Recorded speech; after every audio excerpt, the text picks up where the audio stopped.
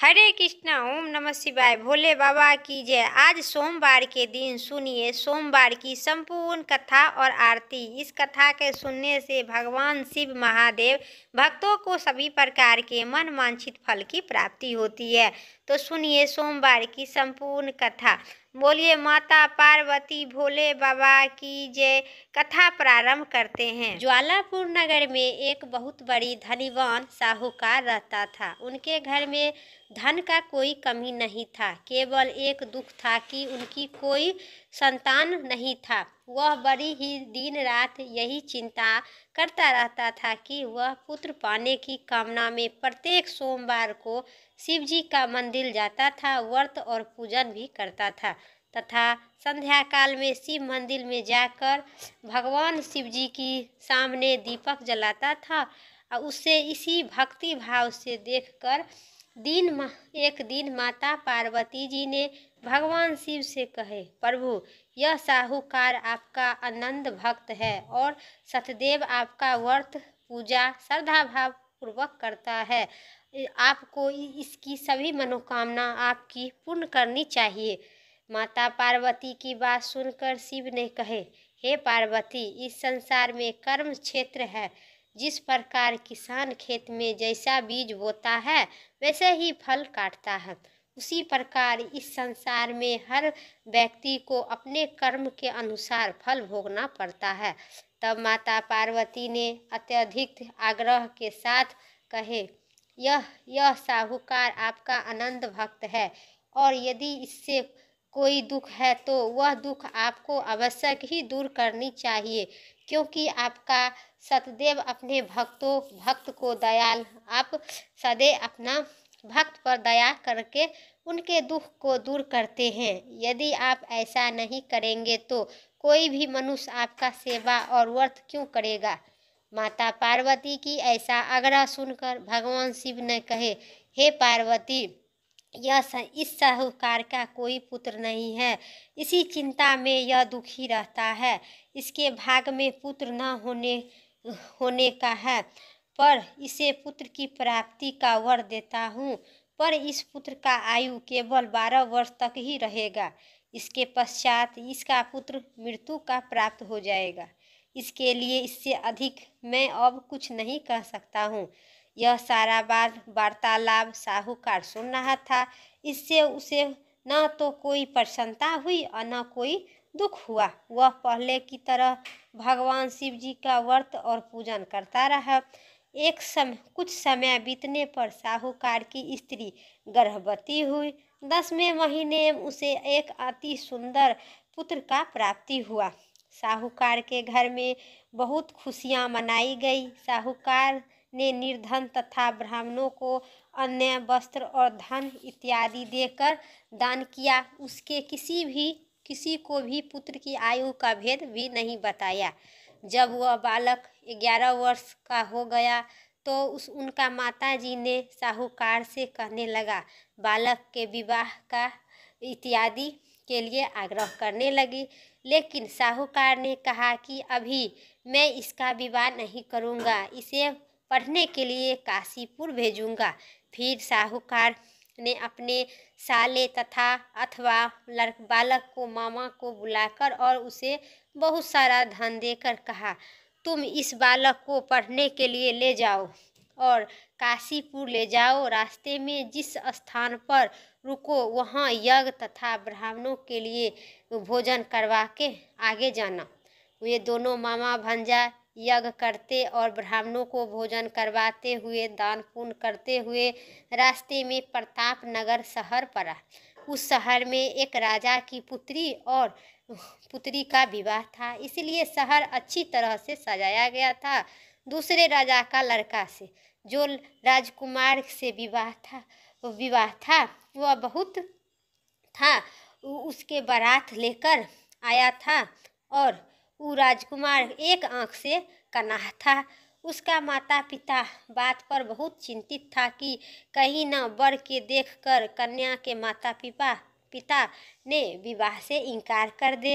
इसलिए साहूकार के अति सुंदर बेटे को देखकर उसके मन में विचार किया क्यों ना दरवाजे के सामने इसी लड़का का बर के बनाकर सजाकर जाया जाए।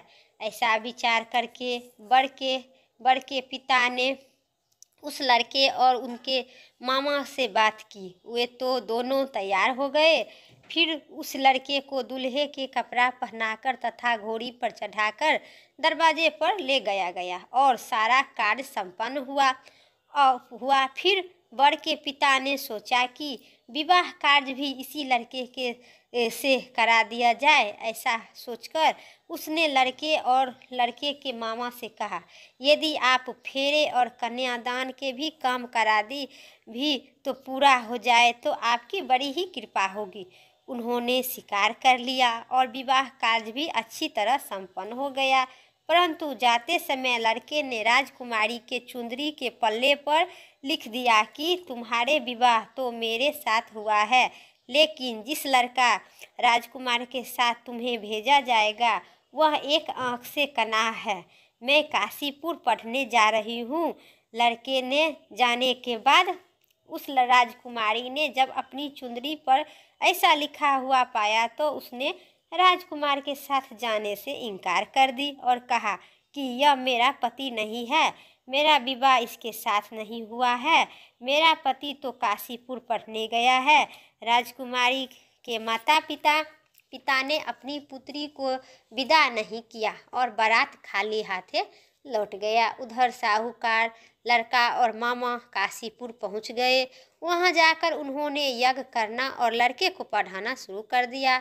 जब लड़के की आयु 12 वर्ष की हो गई तो उनकी मृत्यु हो गई। उस मृत्यु का दिन शामित आ गया। लड़के के मामा को इस बात के कुछ भी जानकारी नहीं था। उस दिन उन्होंने यज्ञ का आयोजन किया हुआ था। लड़के ने अपने मामा से कहा कि मामा जी, आज मेरी तबीयत कुछ ठीक नहीं है। मामा ने कहा, जाओ अंदर जाके लेट जाओ। लड़का अंदर जाकर लेट गया और थोड़ी देर में उनके मामा आए तो प्राण निकल गया था। यज्ञ के बीच में जब उसके मामा ने आकर देखा कि वह मृत अवस्था में पड़ा था तो उसने बहुत ही दुखी हुआ। उन्होंने यज्ञ का कार्य अधूरा रह जाने के डर से किसी से भी कुछ नहीं कहा और संयम रखा। फिर यज्ञ का कार्य समाप्त कर ब्राह्मणों को चल जाने के बाद रोना पीटना आरंभ कर दिया। मामा संयोग से उसी समय शिव और माता पार्वती उधर से जा रहे थे। तब उन्होंने जोर जोर से रोने की आवाज़ सुनी तो माता पार्वती ने भगवान शंकर से कहे, प्रभु कोई दुखिया रो रहा है, उसके कष्ट को दूर कर दीजिए। जब शिवजी और माता पार्वती सामने आकर देखा तो वह लड़का मृत पड़ा था। पार्वती जी बोली, प्रभु यह तो ज्वालापुर के साहूकार का लड़का है जो आपके वरदान से उत्पन्न हुआ था। शिव जी बोले, हाँ पार्वती इसकी आयु इतना ही थी। आयु पूरी हो जाने के कारण यह मर गया। तब माता पार्वती ने कहा, प्रभु आप इस बालक को आयु बढ़ा दीजिए, नहीं तो इसके माता पिता तरफ के मर जाएंगे। माता पार्वती के बार बार आग्रह करने पर भगवान शिव उनके जीवित कर दिए और शिव जी की कृपा से लड़का ओम नमः शिवाय कहते हुए उठकर बैठ गया। भगवान शिव और माता पार्वती फिर कैलाश पर्वत पर चले गए। वह तब लड़का और उनका मामा उसी प्रकार यज्ञ करते तथा ब्राह्मणों को भोजन करवाते हुए अपने घर की ओर चले आ रहे थे। रास्ते में वे प्रतापनगर पहुँचे और वहां आकर उन्होंने यज्ञ आरंभ कर दिया। जब वहां का राजा उधर से गुजर रहा था तो उसने उस लड़के को तुरंत से पहचान लिया और अपने महल में ले जाकर उन दोनों को बहुत आदर सत्कार किया तथा बहुत सा धन आभूषण और वस्त्र देकर उन्होंने राजकुमारी के साथ विदा कर दी।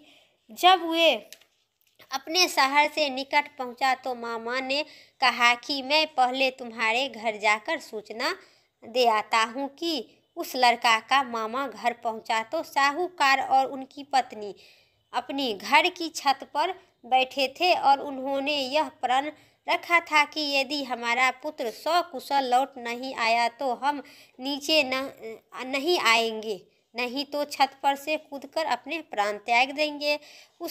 इतने ही में उसके मामा ने आकर बताया कि आपका पुत्र सकुशल वापस आ गया है, तो उनकी विश्वास भी नहीं हुई। तब मामा ने शपथ पूर्वक कहा कि आपकी पुत्र अपनी स्त्री के साथ आ रहा है। तो सेठ अपनी पत्नी और संग संबंधित के साथ नगर द्वार तक गया और आनंद के साथ उनका स्वागत कर उसे अपने घर ले गए। वे बड़ी ही प्रसन्नता के साथ रहने लगे। इसी प्रकार जो व्यक्ति भक्त उसे अपने घर ले गए, सोमवार का व्रत करके भगवान शंकर तथा माता पार्वती के पूजन करता है अथवा इस कथा को पढ़ता है या सुनता है, उसके सारे दुख दूर होते हैं और उनकी समस्त मनोकामना पूर्ण होती है। बोलिए माता पार्वती भोले बाबा की जय।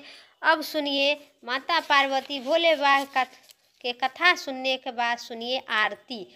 मनचित और श्रद्धा भाव से कथा सुने हैं तो आरती पूरा जरूर सुनिए। जय शिव ओमकारा प्रभु, जय शिव ओमकारा, ब्रह्मा विष्णु सदा शिव अर्धांगी धारा। जय शिव ओमकारा एकानंदी चतुरानंद पंचानंदी राधे, हंसासनि गरुड़ासनि विषवाहनि छाजे। जय शिव ओमकारा दो भुजी चारि चतुरी भुजी 10 भुजी अति शोभे, त्रिगुण रूप निरखता त्रिभुवन जनि मोहे। जय शिव ओमकारा अक्षिमाला वर्णमाला मुंडमाला धारी, चंदनी निगमग शोभे भोले शुभिकारी। जय शिव ओमकारा स्वतांबरी पीतांबरी बाघंबरी अंगे, सनिकाधिकी ब्रह्माधिकी भूताधिकी संघे। जय शिव ओमकारा करिके मधि कमंडल चक्र त्रिशूली धरिता, जगी करिता जगी भरिता जग साहस करिता। जय शिव ओमकारा ब्रह्मा विष्णु सदा शिव जानत अभिवेखा, वर्णाक्षर में शोभित ये तीनों एका। जय शिव ओमकारा त्रिभुवन शिव जी की आरती, जो कोई नैरी गावे कहती शिवानंद स्वामी, सुख संपत्ति फल पावे। जय शिव ओमकारा स्वामी, जय शिव ओमकारा भोले बाबा माता पार्वती की जय। मेरा वीडियो यहीं तक था। वीडियो अच्छी लगे तो लाइक करें, चैनल पर नए हैं तो सब्सक्राइब करके कमेंट में ओम नमः शिवाय ज़रूर लिखें। फिर अगली वीडियो लेके आते हैं, तब तक के लिए जय श्री राम, राधे राधे।